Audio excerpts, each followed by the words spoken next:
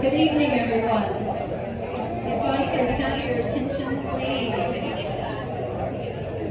We want to welcome everyone to our Putnam Republican Club meeting for this very hot month of August. My thermostat in my car read 100 degrees when I was driving here at 4 o'clock today, so I'm not sure. I think David Enzor told me he wants me to make sure the air conditioner's on outside before he has to haul anything in and out of here again. Okay. Are you having trouble hearing back there? I need to yell louder. All right, guys. Thank you for the heads up. We appreciate that. So tonight we'll start with our prayer. So if everyone will please stand if you can, and Rusty, if you would please bless us with your prayer. Thank you. Father God, we thank you for giving us opportunity to share with each other the love of our precious country. Lord, we are so sorry that we have allowed so many to kick you out of our country. But we thank you for bringing our Representative Waltz coming to get acquainted with us as we learn how we can help him to be a part of bringing our country, our Constitution, and our Republican Club to bring our county, our state, our country, to welcome you to come back to our country, our government, our schools, our homes, our families, and even our churches in order to bring us back to you. In Jesus' name we pray. Amen. Amen. Amen. And we have Larry Harvey to lead us in the pledge. Before we in the pledge, I pledge allegiance to the flag of the United States of America and to the republic for which it stands, one nation under God, indivisible, with liberty and justice for all. Thank you, everyone. So I'd like to recognize a few of our honored guests tonight. We have, as you just heard, Larry Harvey, County Commissioner. We have Leota Wilkinson, Putnam County Commissioner, who's here. We have David Buckles, School Board. David, where are you? We have Charles Overturf, our Supervisor of Elections. Charles is right here. Matt Reynolds, Clerk of Court, back in the back. We have Dr. Rick Surrency, Superintendent of Schools, in the back. Thank you. Tim Parker, Property Appraiser. We'll be hearing from Tim next month. So, and then we have John Browning, Commissioner for the Commission of Florida Transportation. I probably got that up. Sorry, John. You know, it's too long a title. So, and then we have with us Bobby Payne tonight. Bobby. And then we have with Michael Waltz. Everyone saw. We have a couple of honored guests with him tonight. His mother, Brenda Waltz, and his district director, retired Brigadier General Ernie Aldino. And we have a lot of new faces in the room tonight, so thank you very much, Michael Waltz, for being a popular speaker and having everyone's attention to come here tonight. So we really are pleased to see all of you here. If you're here for the first time tonight, if you'll raise your hand for me. Who's here for the first time? Wow. Thank you so very much for coming. We'd also like to honor our veterans. So if you're a veteran, if you'll please raise your hand or stand if you can and let us applaud you, please.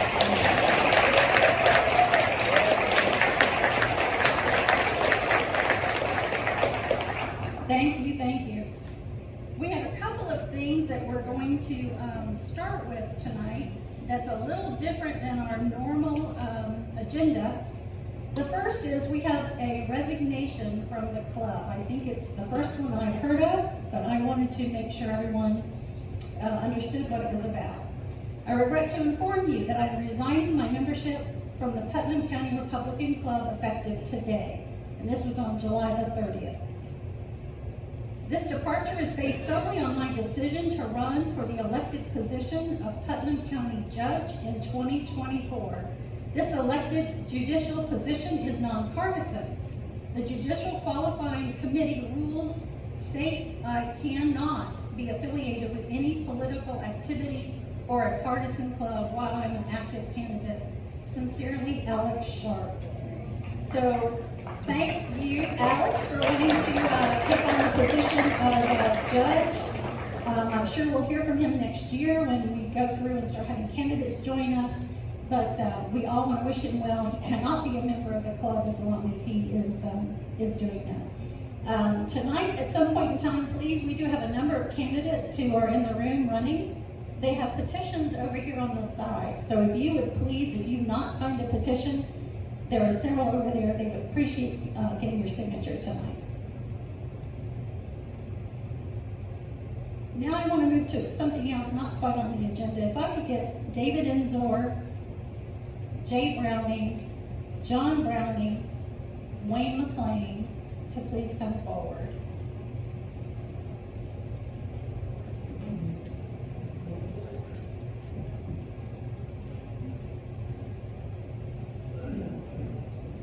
Wayne, you're pulling up the rear.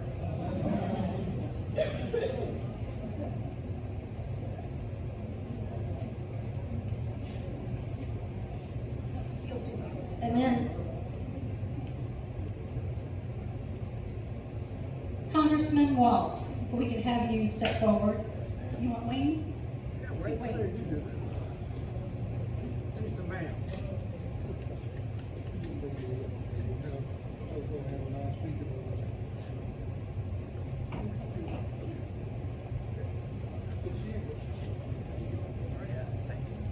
So we're so honored to have you here tonight on behalf of the club here. It's our honor to present you a $5,000 check. Thank you.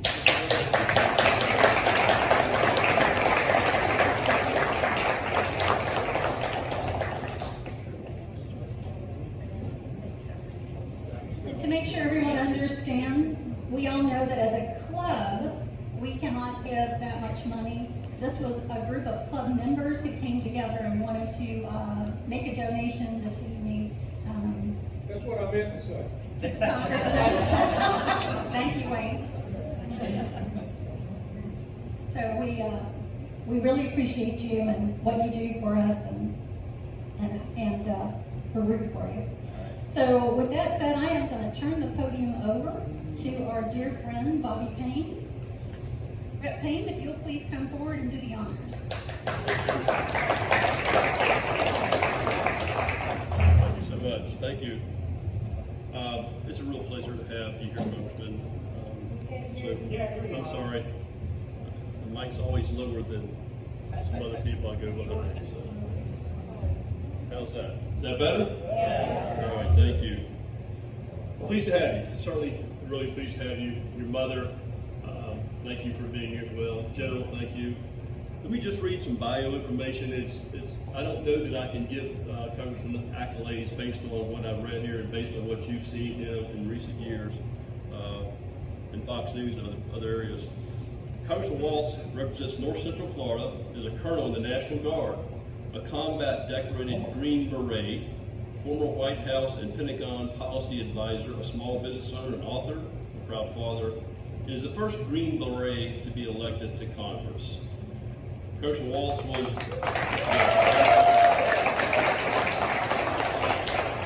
born in Boynton Beach, Florida, grew up in Jacksonville, raised by a hard-working single mother. His son is the son of a grandson of a Navy chief. Mike has served his country his entire life. He graduated from Virginia Military Institute with honors, has served over 26 years in the U.S. Army, is presently serving in the National Guard after being commissioned as an Army Lieutenant. Mike graduated Ranger School and was selected to the elite Green Beret, serving worldwide as a Special Forces officer in multiple combat tours in Afghanistan, the Middle East, and Africa. For his actions in combat, Mike was awarded 4 Bronze Stars, including 2 with valor. Now, valor means you receive meritorious heroic actions, so you don't get that recognition with valor unless you're doing something very special. During his time in Afghanistan, Mike led the team searching for a deserter, Private Bo Bergdahl, and we've all heard that in the news in the last several years. Mike was the first to call publicly the question. Then under President Obama labeled him Obama labeled him as a hero. Mike labeled him as a deserter, as he is. So we've heard your discussions, Congressman, recently on that issue on Fox News, for those of us or some of the other news stations that we watch. But I can go on and on and on. I just think that there's so many things here that I'm taking up your time if I do. But I just want to say that true patriot, if you want to know the term and you want to see someone that's a true patriot, Congressman Michael Waltz. You please join us.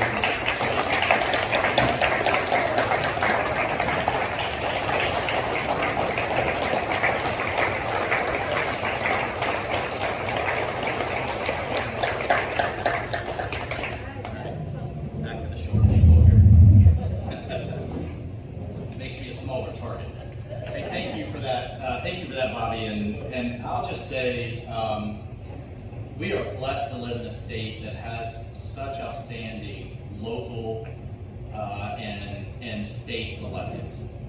We aren't the leader for what good conservative governance looks like without their efforts. And I call myself a small government conservative, meaning the federal government's job, the number one job, is to keep the country safe and to protect our borders. And almost everything else, in line with the enumerated powers of the Constitution, almost everything else that isn't specifically laid out in the Constitution, I want our state and locals to do it, because they're going to do it a hell of a lot better than Washington, D.C. So thank you, Bobby, for all the work that you do, and our county commissioners here.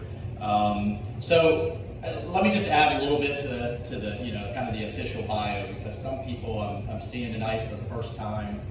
I took Ron DeSantis' district when he ran to be the best governor in the nation. The district's been redrawn some, so I tell people you just get two of us now. You get Kat Kamek and me, because I know everybody here is near and dear to her heart, and I'm looking forward to getting to know so many of you. But I'm not new to Putnam County, certainly not new to Palatka. As you heard in the bio, I grew up on the west side of Jacksonville, in between near Cecil Field and NAS Jax, with this amazing woman right here, Brenda Waltz. And I remember coming down as a kid at the Blue Crab Festival, and we used to see my uncle, who was in a band, used to play every year down there. So Green Cove Springs, Orange Park. This poor woman used to take me to the mall, where I would prowl around out there and try not to get into too much trouble. But the reason I point out my mother so much is she's my rock. I wouldn't be anywhere in life without this woman, who broke through glass ceiling after glass ceiling, climbed through the corporate ranks of Prudential, which you've ever driven through downtown Jacksonville. You see the building right there. And while she set the stage for me after forcing me to go to a very good charter school, and by the way, school choice is a critically important issue for us as a nation going forward. But after she forced me to go to a very good charter school and get a good education that changed the trajectory of my life, I eventually graduated from VMI in 4 years. It took this woman 15 years of nights and weekends to eventually get her degree. So, Mom, I love you, and it's always wonderful to have her with me. But look, she, through her hard work, realized the American dream. Never in a million years did I think we would go literally from food stamps and having to sell whatever we own to afford grocery money. To this day, I can't stand powdered eggs. Because if you remember the green stamps, the old green stamp store, you got powdered milk and powdered eggs. But to being a member of Congress, a colonel in the United States Army, and that pathway that American dream, folks, is under threat like it has never been under threat before in our nation's history. I am utterly convinced, and I could spend hours tonight, I won't, walking you through what I see day in and day out in the trenches with the progressives in the House of Representatives. The entire squad came in the same year that I did. So this stuff isn't a bunch of socialism and where they want to take the country, how they're eliminating even In God We Trust out of committee hearings, those types of little steps, how they've taken the Pledge of Allegiance out of most of our inner city schools, and how they've convinced our young people that this is not a force for good around the world, it's a force for bad. That at its core, it's misogynist, racist, colonialist, and evil. So I say that because when I say that we're under threat, it's both internal and external, and the internal threats, kind of like termites eating up your foundation of your home, I think are the most dangerous, and that starts with education. I know we have our superintendent of education here tonight, and I know we've got a couple of school board members. I thank you. And anyone who is a teacher, I thank you. When you look at the ballot, you have, of course, president, governor, senator, Congress, all the way down. If I had it my way, I would turn it on its head. I think school board member and judges are the two most important things on our ballot, because that is our future, and that is who's determining how we interpret our Constitution. So what the heck are we doing about it? Well, number one, we've got to get civics back into our schools. And I have legislation that would mandate civics. You can't graduate high school until you pass the same exam as a legal immigrant coming in to this country. We have polling now that shows, you got to love this, 72% of young people between 18 to 24 believe in some way they're an activist. But 75% of that same age group can't name the three branches of government. So they want to parade themselves around as having these causes, yet they have no idea to how to actually effectuate change within our government, except showing up on TikTok and Facebook and Instagram and turning out to the streets. We've got to change that, and we have to get parents a say and a voice. I don't think this is a problem here in Putnam, but I got to tell you, it's a problem all over this country, back into our schools. And when you have members of the other side, when you have Democrats saying, what do parents know about education? I trust a school administrator with a master's degree way more than I do some parent. When you have school administrators in many of our inner cities allowing life-changing gender transition surgery, literally cutting off parts, and it's in the school board policy to not inform the parents if the 13-year-old child so wishes. Folks, that's a problem. That is a huge problem.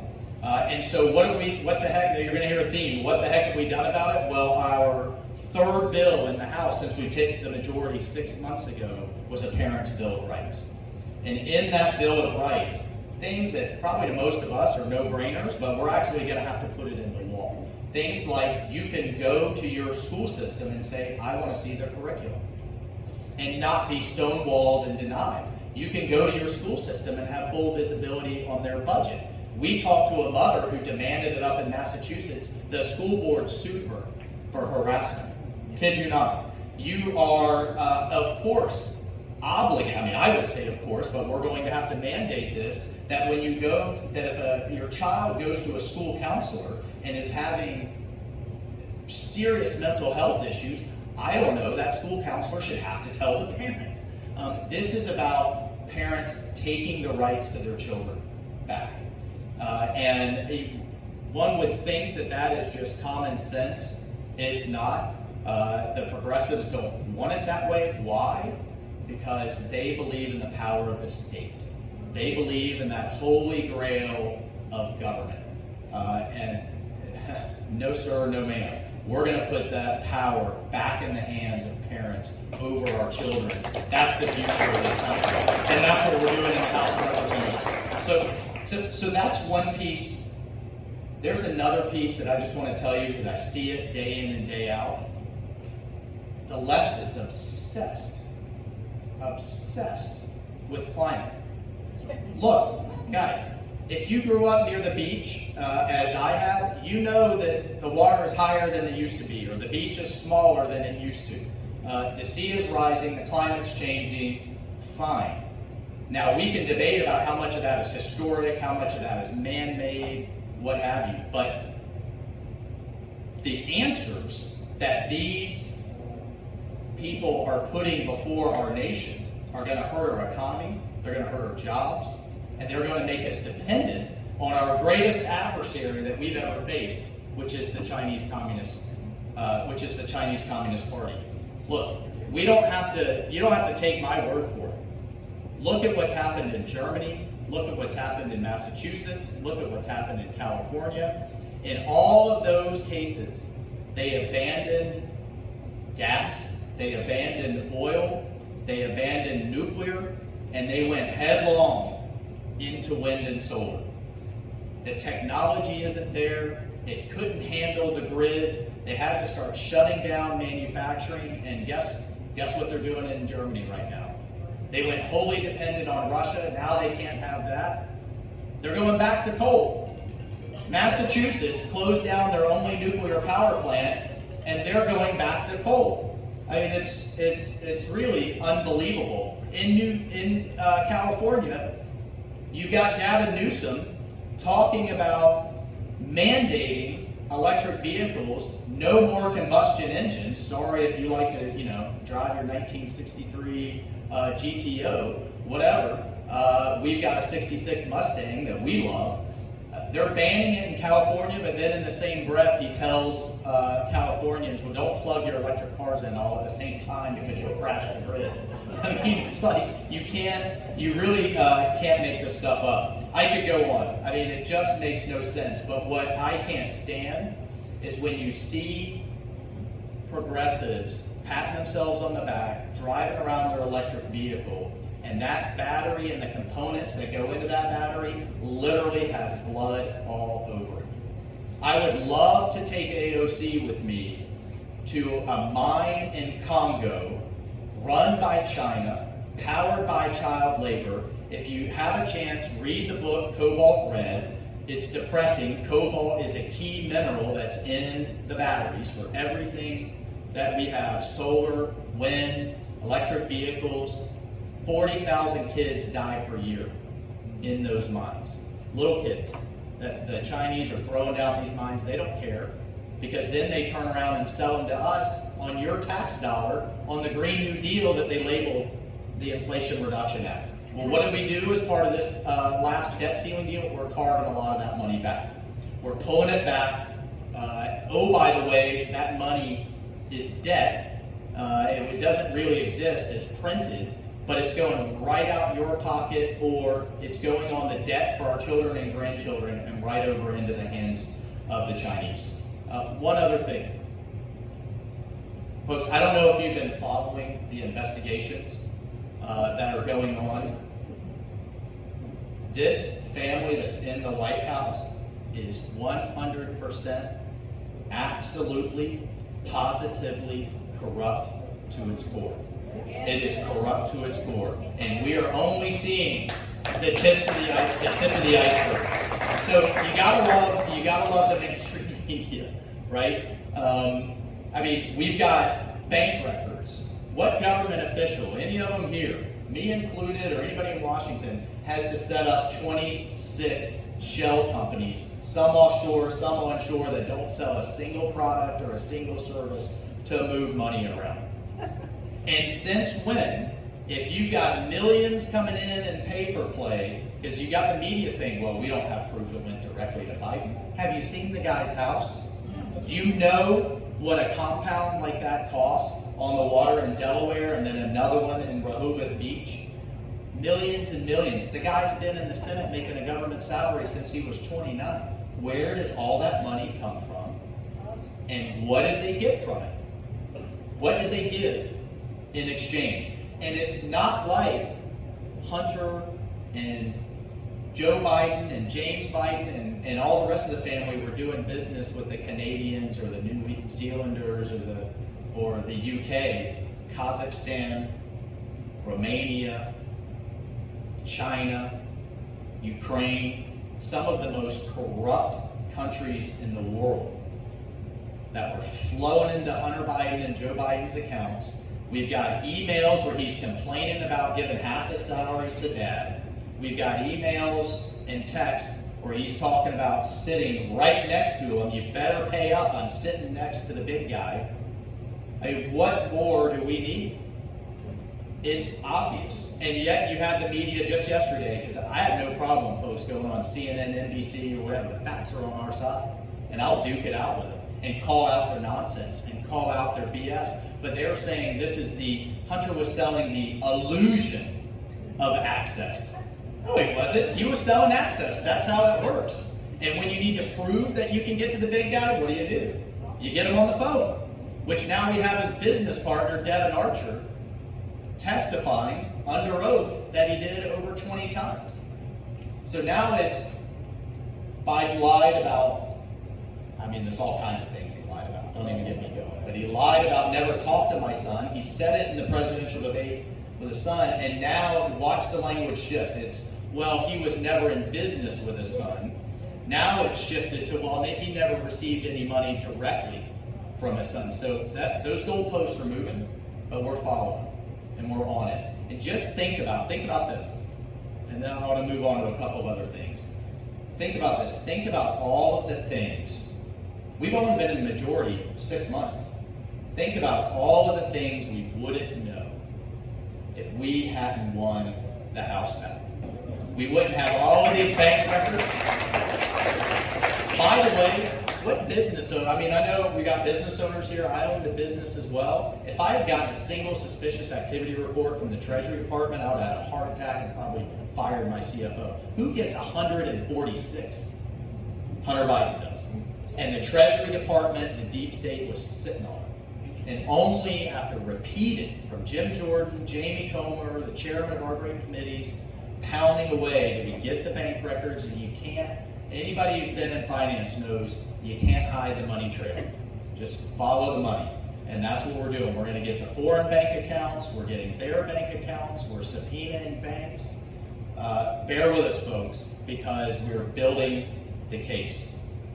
We are building the case to show that this is, I don't know, he's either the most, I can't decide, heartless, incompetent, or corrupt president that we've had in modern history, or choice D, all of the above. I don't know. I don't know which it is.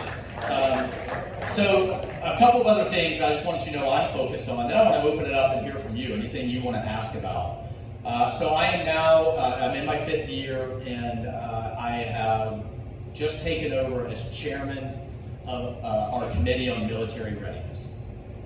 Folks, we have never, ever in our history, Rhonda, I don't know if you brought a bar or open bar tonight, because I'm going to make you all want to drink after hearing from me, but or drink more, I don't know. But we've never faced a threat like we face from the Chinese Communist Party. And that's not just me kind of, throwing out, big, bold statements.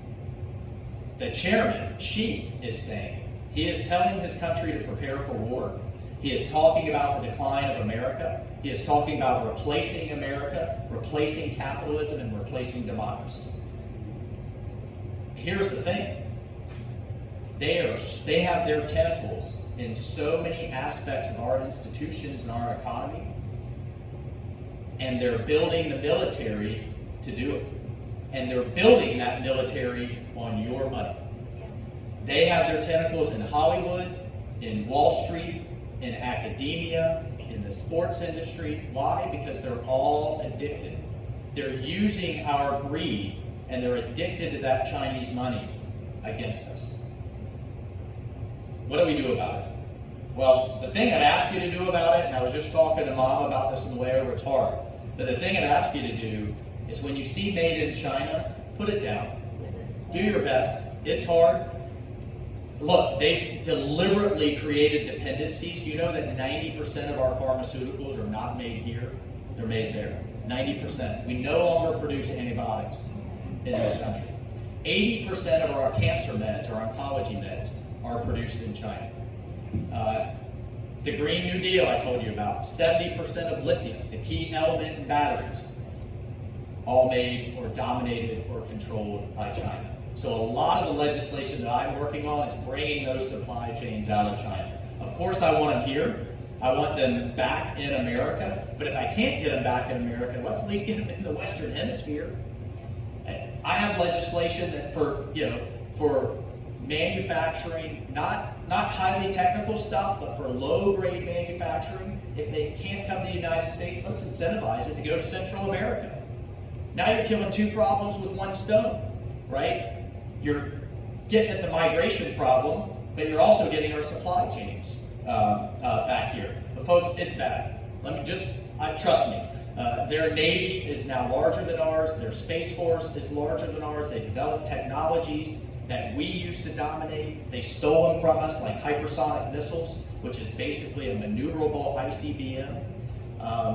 And meanwhile, we've got our leaders in the Pentagon talking about climate change and diversity. We have the Secretary of the Army, Biden's Secretary of the Army, came to our committee and said the number one goal for her Army, the Army that I love and spent 27 years in, is to have it carbon neutral by 2030. She's talking about electric tanks, folks. And last I checked, there's no charging stations in places like Ukraine. I don't know. Or Africa or anywhere else.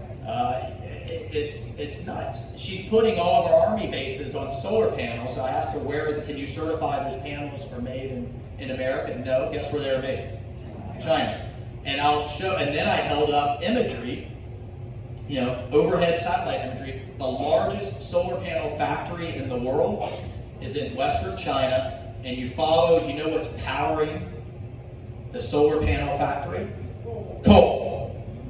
Coal-fired power plants. And you know where the coal's coming from? They're buying it from Russia. So, just think about that. It's nuts. China has opened more coal-fired plants than us and the rest of the world combined. Yet you have John Kerry going over on his private jet, which I caught him lying about. I'll send you that hearing as well. He denied having one. And then I came back around and showed him the receipts, and he said, oh, my wife owns it.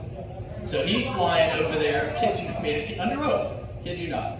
So he's flying over there on his private jet as a hypocrite, bended knee to China, could care less about climate change. It only cares about defeating America. The other thing that I'm very focused on is our border. Folks, the cartels are running our southern border. The cartels are running now about 30% of Mexico. The Mexican army, not police, is getting fought to a standstill. These cartels have heavy weapons, armored vehicles, are shooting down aircraft.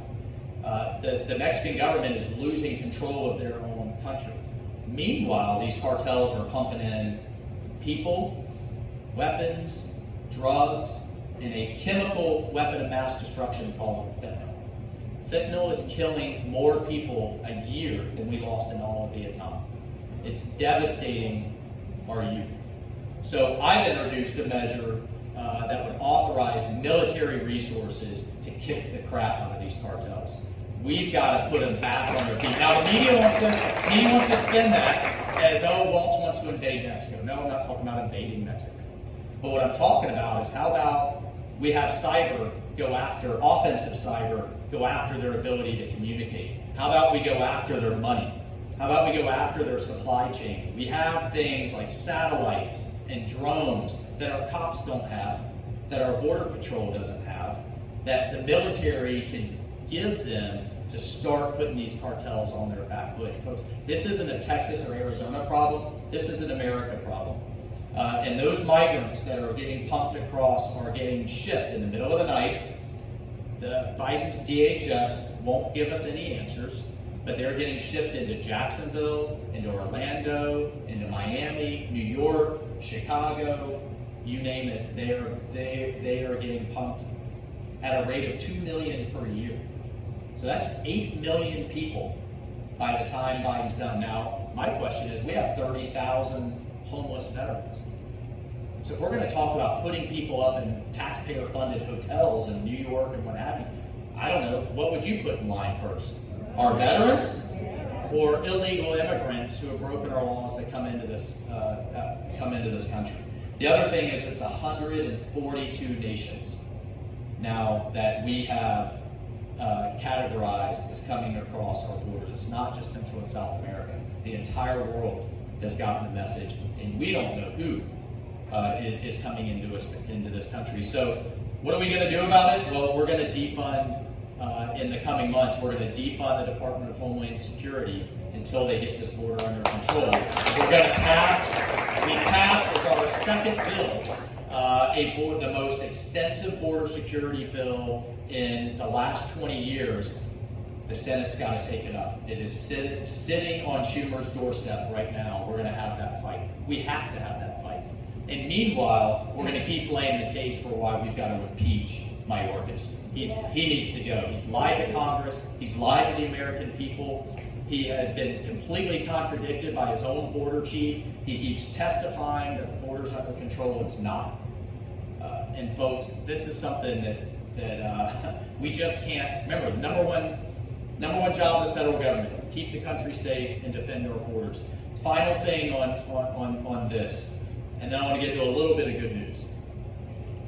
Who remembers General Milley in uniform saying he wants to understand his white rage? Yes. That was actually in response to my question in a hearing where he and Biden's Secretary of Defense denied that critical race theory was being taught in the military. I said, oh, okay.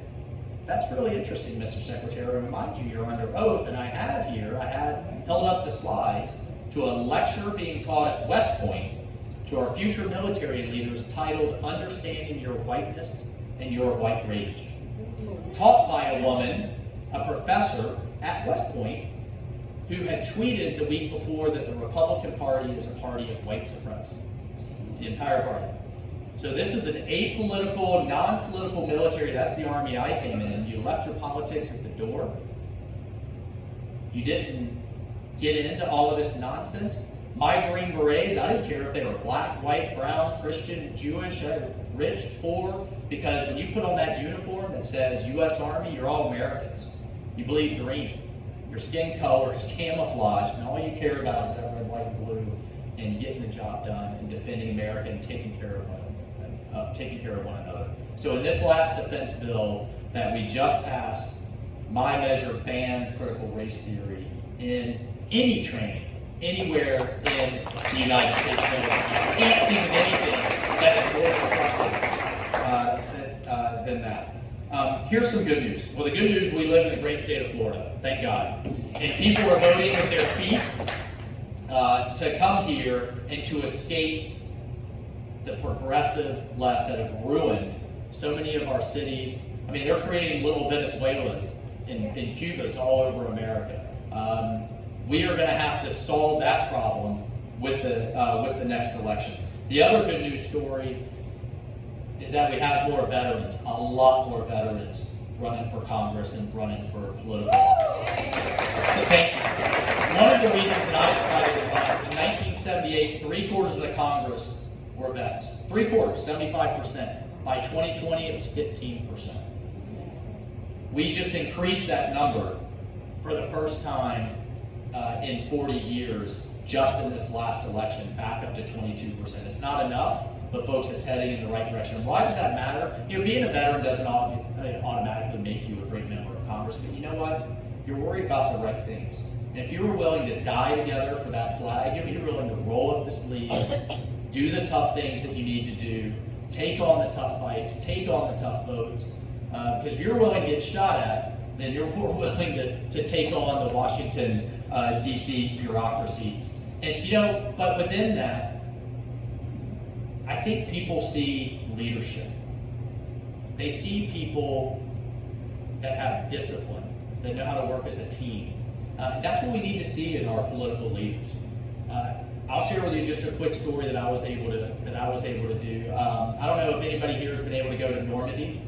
I was able to go for the 75th anniversary of D-Day, and we were able to honor and recognize our fathers and grandfathers that came before us, that fought and died there for our freedoms. I was able to jump out of a perfectly good airplane over St. Mary Glees to honor them for the 75th anniversary of D-Day, and I was able to do it with, this was the coolest part, a 92-year-old World War II veteran. He had not jumped since 1944, the night before D-Day. He jumped again with us. He was attached to one of my Green Berets. But he was hooting and hollering all the way down to the ground. His name was Jimmy, and I said, "Jimmy, how was that?" And he said, "A hell of a lot better than being shot at by the Germans. That was fun this time." You know, and but I got to tell you, if you've never been, it's the reaction of the French people in Normandy, not the ones in Paris. Those are kind of like, I don't know, liberals in San Francisco. But in Normandy, they love America. There were banners that would fill this entire wall. Huge. "Thank you, America. Welcome. We love you. Thank you to our liberators. Thank you for our freedoms."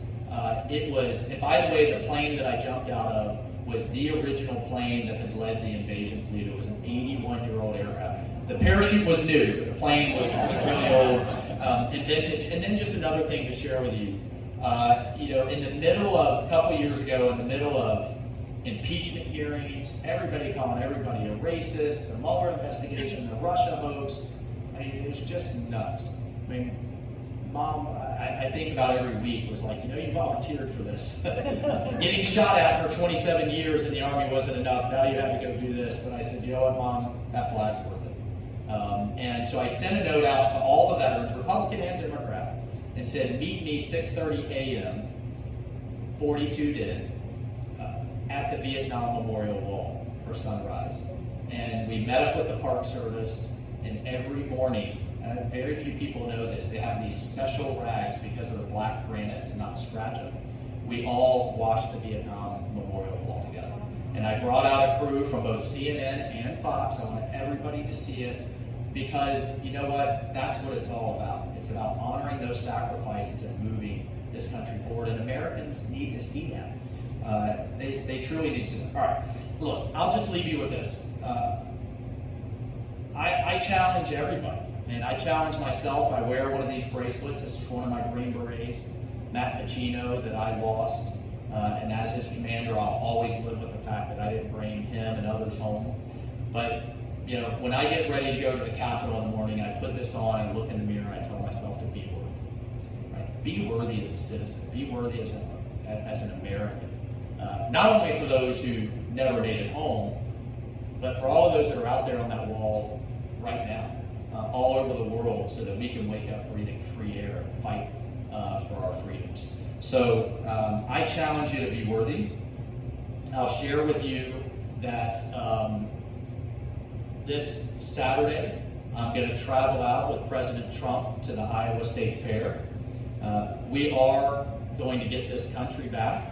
I don't care what they throw at him. By the way, I have endorsed and been endorsed by President Trump.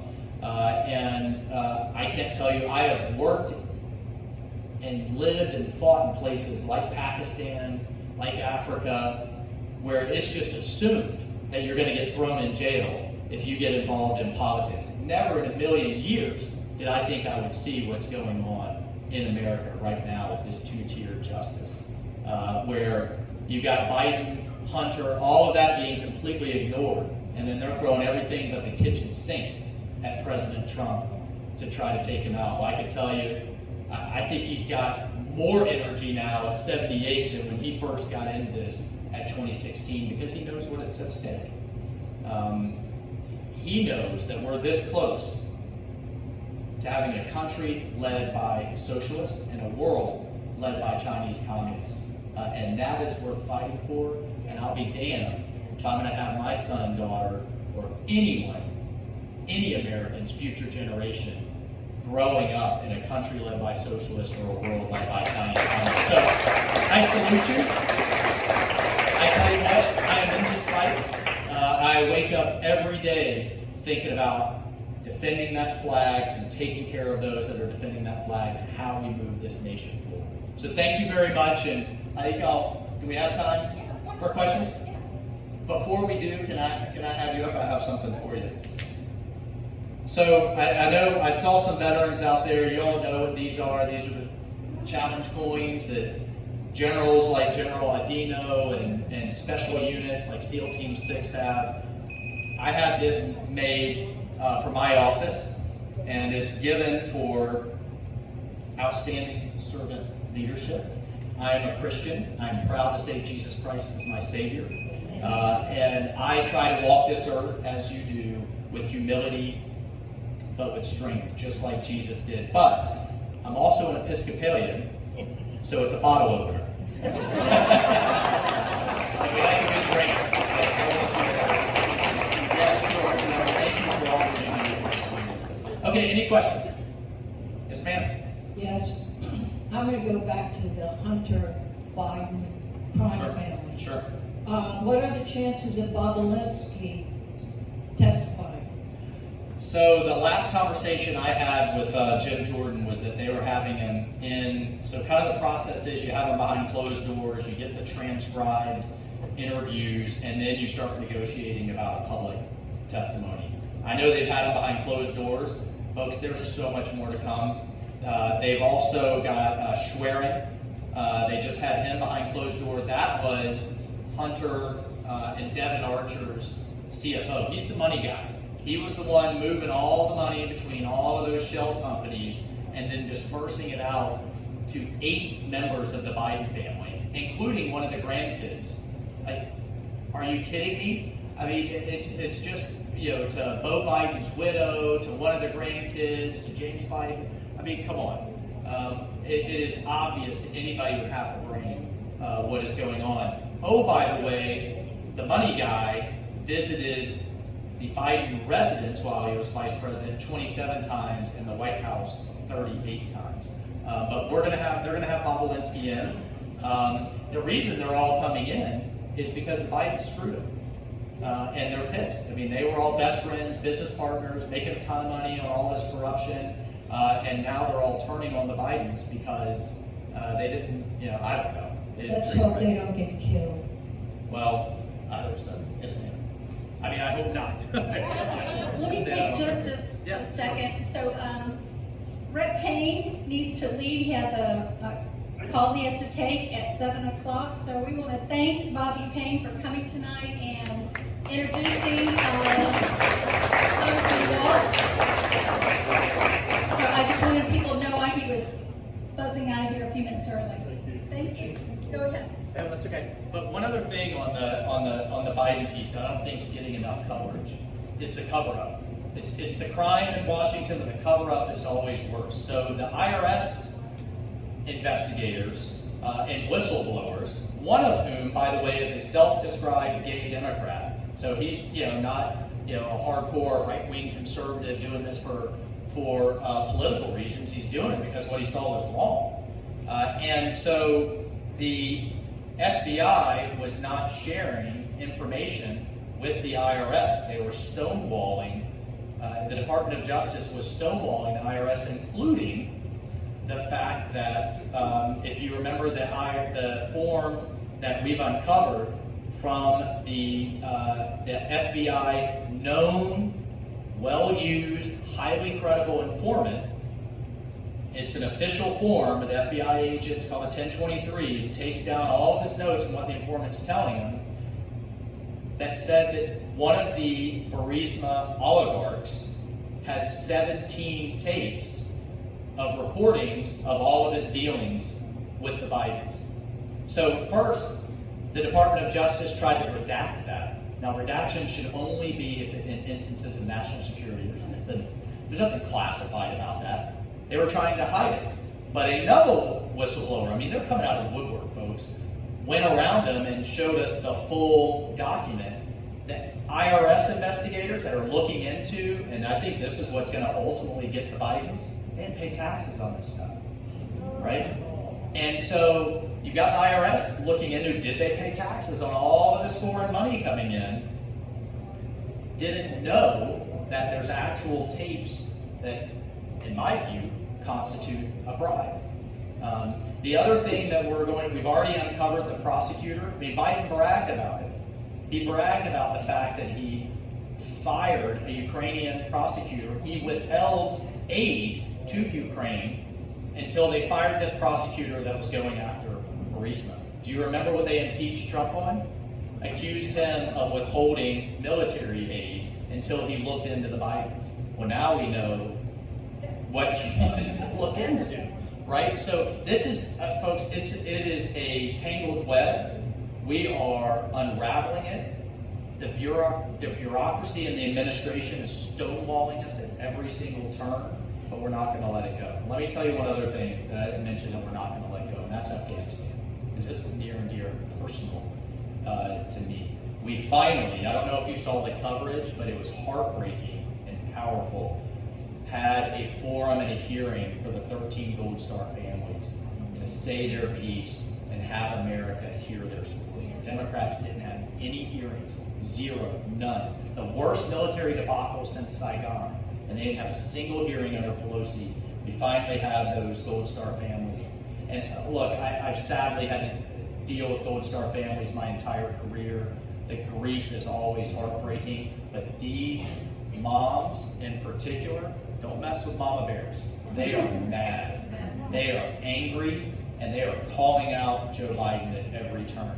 One of them, I mean, she had said it to me, but I didn't want to, go on Fox or CNN or anything. I wanted her to tell the story of how Joe Biden walked up to her as her son's coming out in a casket and said, "I know how you feel because Jill and I had to bring Beau Biden home in a flag-draped casket too."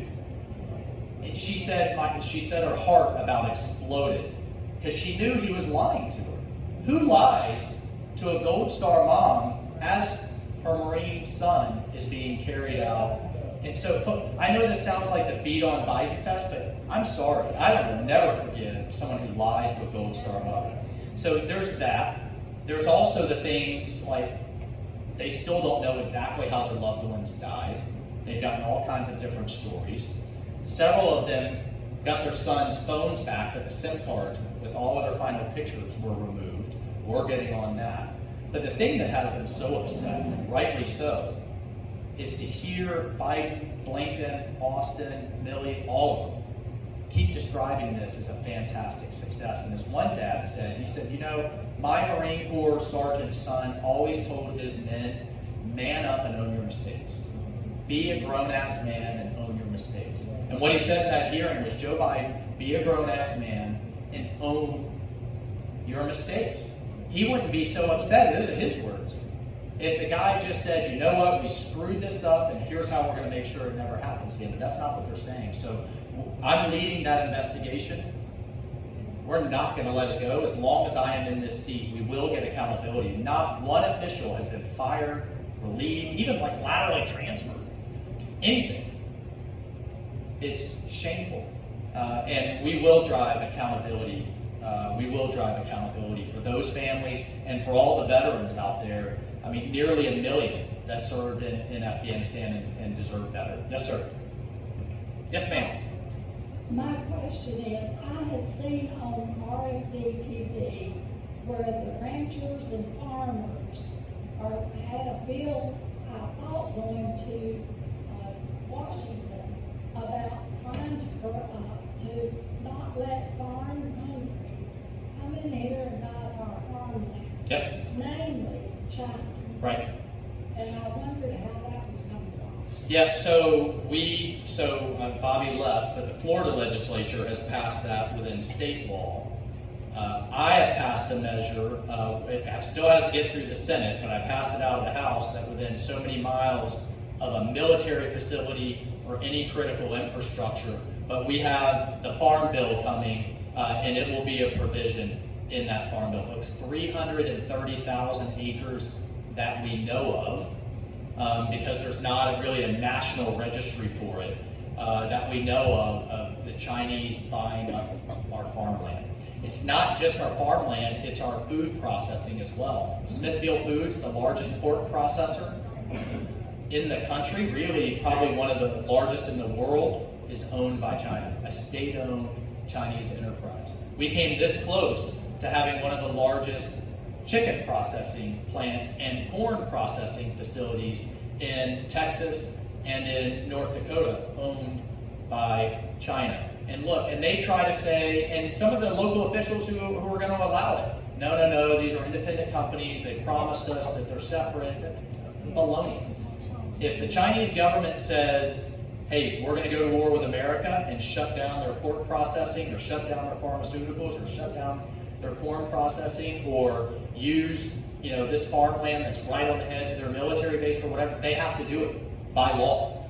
And if they don't, their relatives back home go to jail.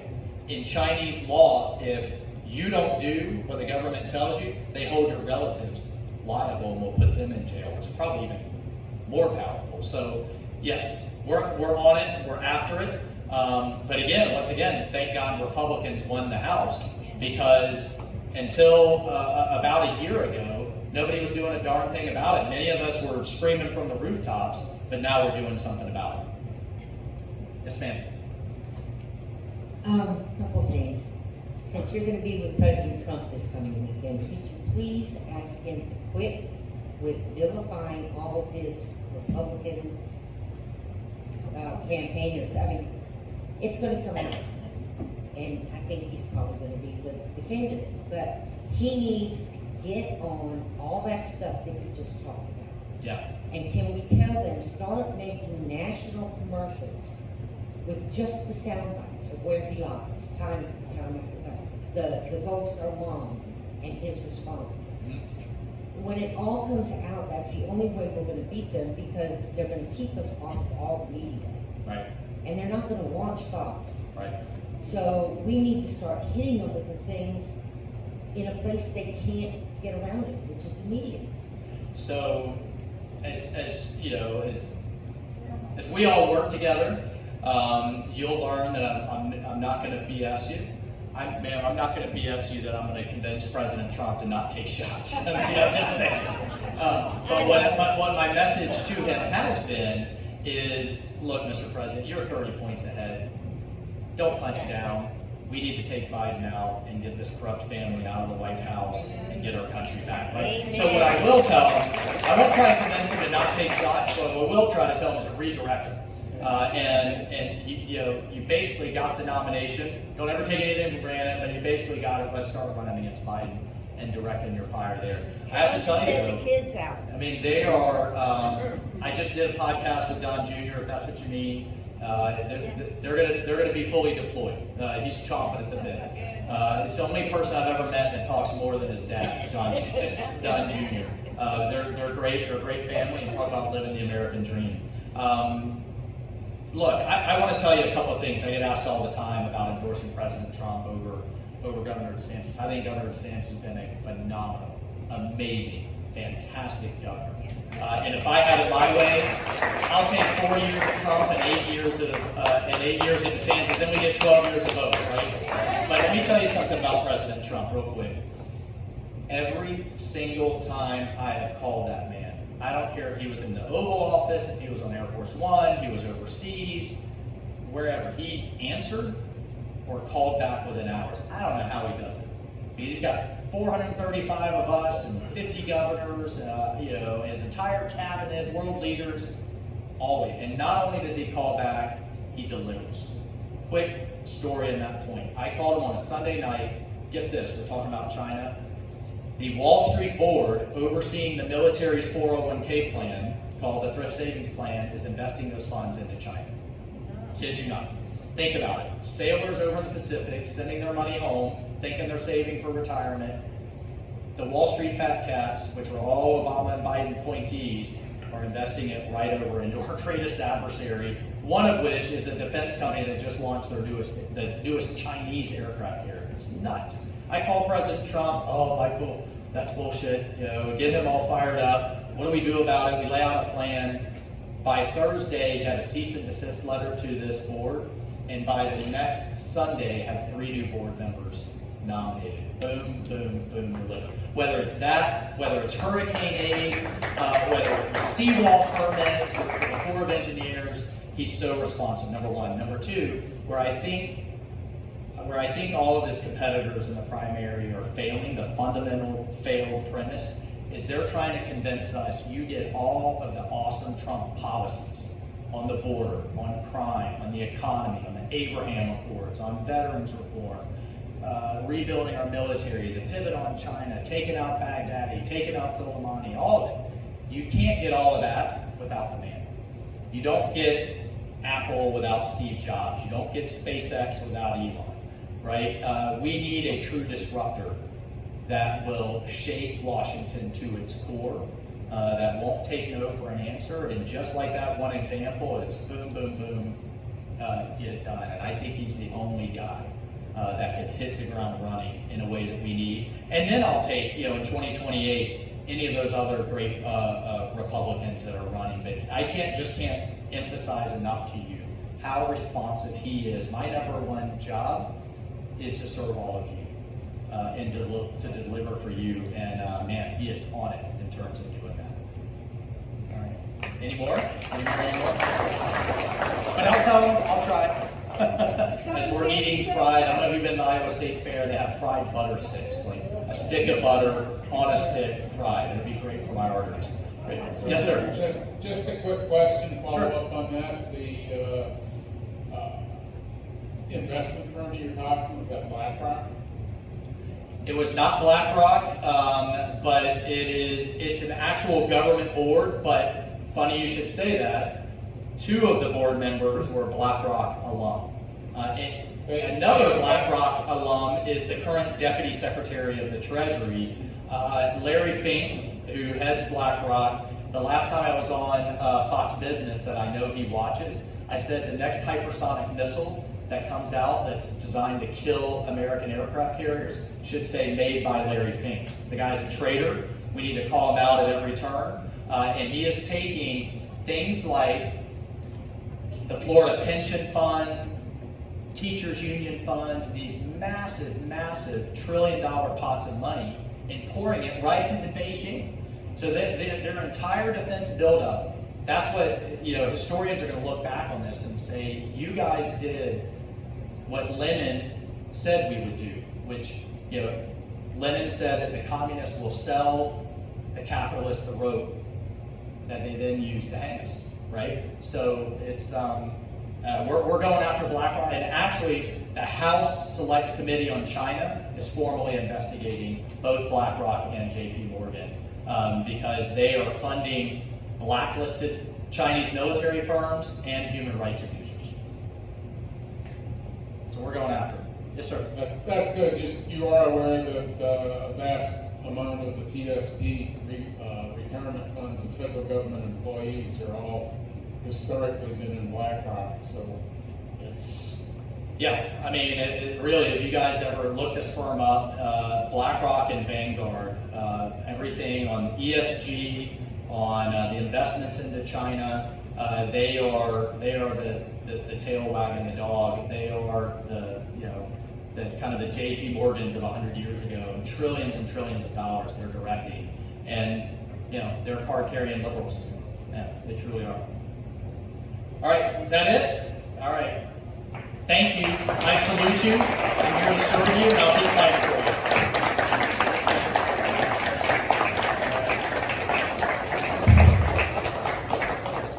Amazing. Such a great speaker. We're so excited to have him with us, and I think he'll come back again next year. Yes, ma'am. So we appreciate it. General, where did you go? We appreciate you as well. Thank you so much for being here. And Miss Brenda, it was nice to meet you. You raised a fine man.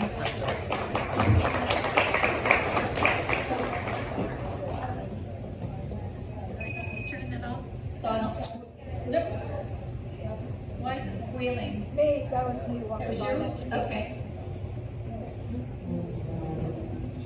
so you can get a few pictures. Do we have another minute? General, do we have another minute that we could, Another minute, yes. okay? Bob wants to take a couple of pictures, so.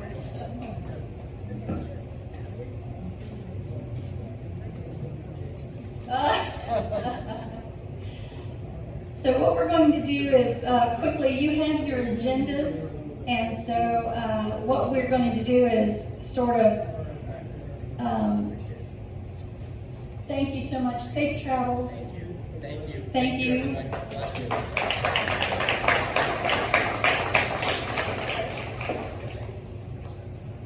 So we're going to take a few minutes and look at the agenda. Know that we've got several things coming up. We have the debates that will be coming up on August 23rd. If you don't have a debate party planned at your house, or you're not going to go somewhere to watch the debates, at least watch them for yourselves. I don't believe Trump has announced that he will be at those debates. So unless I'm wrong, I think that he might be bowing out of those debates. So you might want to watch them. We also are going to be at in Pomona Park, and we're going to be down in that area doing setting up like we've done in the past, and convincing. Mainly at this point in time, we're going to do is work on independence. We need to have the independent voters to convert over to be Republican, because if they don't, they can't not vote in the PPP. So we need to talk to them and educate them. Many of them don't understand that they cannot vote in this election. You have to be a Democrat or Republican. That's assuming there's going to be a Democrat. No, Charles is shaking his head no. So no one's going to run against, all right, we'll see, we'll see. So please know that we are looking forward to November, when we vote for our new officers for this club. We are looking for people who will either nominate themselves, or you can call me and nominate the person sitting next to you to be a part of the executive group here. We will be having Buddy Goddard will not be renewing as our treasurer since he's running for office, and we will not be having Les Sims renew as a board member since he will be running as well. It was determined that we'll have those people step down so that they can run their campaign and we can remain neutral, at least through the primary. So please, the position of treasurer will be open. I believe Ann, who is not here tonight, she would like to step down as secretary, so we're looking for a secretary as well. So please think about that. If you'd like to have the position of president or a vice president, please come on and nominate yourselves or your neighbor. So I see a lot of you who do a great job. And so we look forward to that. Yomi, you have a couple of things to share. Yeah. Hello, everyone.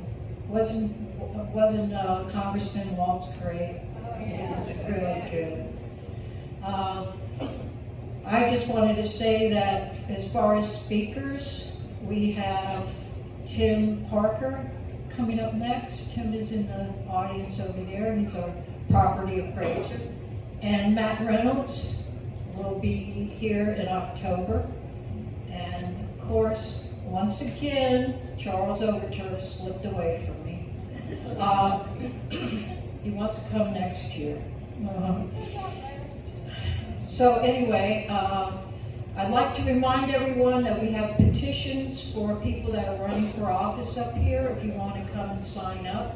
And also there's an event put on by the GOP in St. Augustine, and they're bringing in Carrie Lake and Congressman Byron Donalds, and that's going to be September 9th. That is awesome. I mean, that is quite a duo.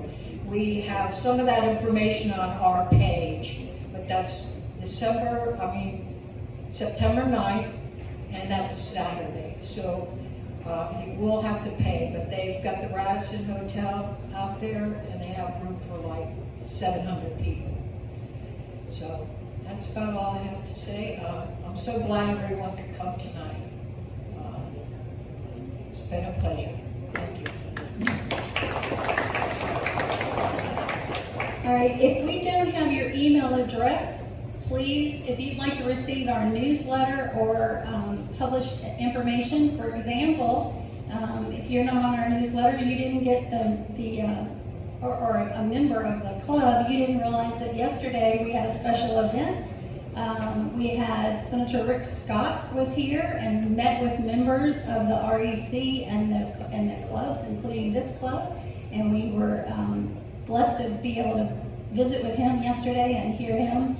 He was a dynamic speaker as well. So we do have some of these events that happen in between our regular meetings, and so please know that if you joined as a new member tonight, you're going to be seeing those kind of messages come from us. So please, thank you so much for your willingness to join us and to be here. The second Thursday of the month, and the first Thursday of the month is our board meeting. So if you're interested in knowing what happens at a board meeting, the information is on one of the papers on the table in front of you. Please join us. So I don't think there's anything else business-wise we're going to do. We need to really be shutting down and out of here. We have a hard stop at 8 o'clock where literally all this has to be cleaned and out of here, and us as well. So the last thing that we do is our 50-50, but before we do that, we're going to adjourn the meeting. Thank you everyone for coming, and we'll hope to see you here again next month. The meeting is adjourned, and now we're moving on to our 50-50. Where is Larry Harvey? Okay.